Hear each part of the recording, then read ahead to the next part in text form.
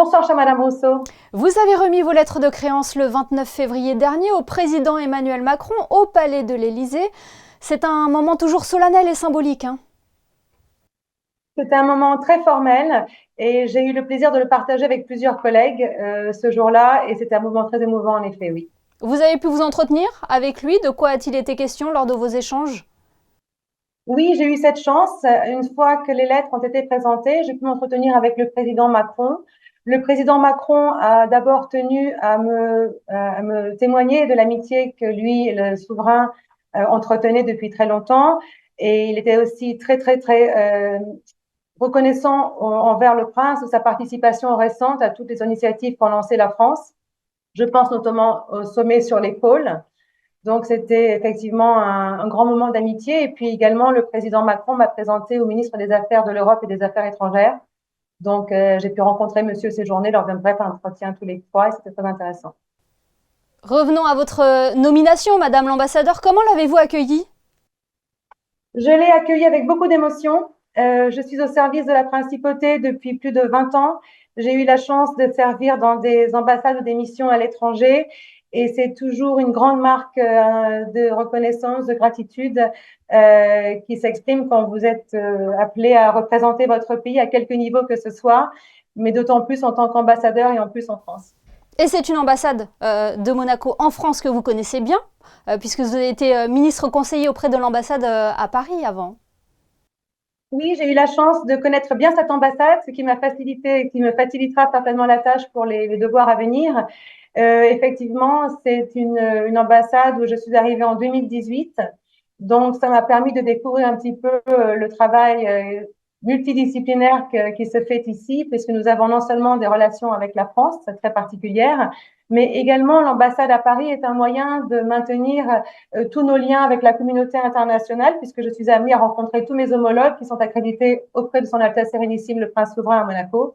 Alors, c'est un poste merveilleux. Et votre parcours aussi est marqué par une carrière à l'international, aux Nations Unies notamment, avec des domaines d'intervention aussi divers que variés.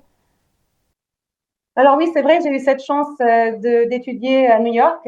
J'ai étudié à NYU et à Columbia et j'ai étudié les relations internationales. Donc c'est vrai que j'ai eu la chance quand Monaco est devenu membre des Nations Unies en 1993. J'ai eu la chance de rejoindre la mission très tôt, en 1995 officiellement. Et c'est vrai que j'ai eu l'opportunité de voir et de pouvoir aussi vivre la représentation de Monaco à l'étranger, mais sur des domaines très différents, puisque aux Nations Unies, on touche un petit peu à tout, hein. Il n'y a pas uniquement les questions qui intéressent la principauté plus particulièrement, comme le développement durable, mais il y a également les questions de désarmement et toutes les questions qui ont trait à ce que font les États en tant qu'État membre des Nations Unies, un État responsable qui est investi dans plein de domaines et dont la reconnaissance internationale est bien évidemment reconnue. Et aujourd'hui, quelles sont les priorités de la politique extérieure de la principauté du point de vue de votre ambassade? On le sait, chaque année, Son Altesse Sérénissime, le Prince Albert II, fixe une feuille de route.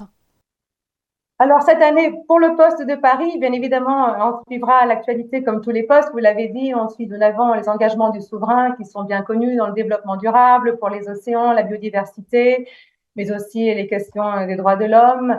Mais cette année, pour Paris, je pense qu'on va se concentrer sur notre participation aux Jeux Olympiques.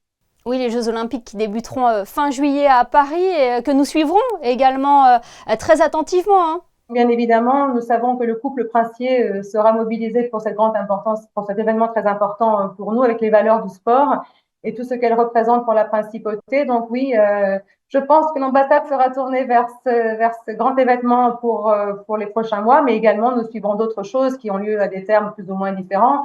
Mais nous sommes toujours présents pour toutes les réunions. Il y aura un grand anniversaire avant cela en juin, du 80e anniversaire du débarquement. Donc ça, c'est très important aussi. Il y a beaucoup de réunions qui se tiennent. Et puis peut-être aussi seront amenés à Paris, puisque nous suivons également l'actualité de l'Organisation internationale de la francophonie.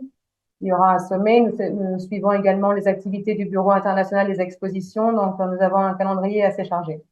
Calendrier que nous suivrons avec grande attention. Merci infiniment Valérie Bruel-Melchior d'avoir été notre invitée ce soir sur Monaco Info.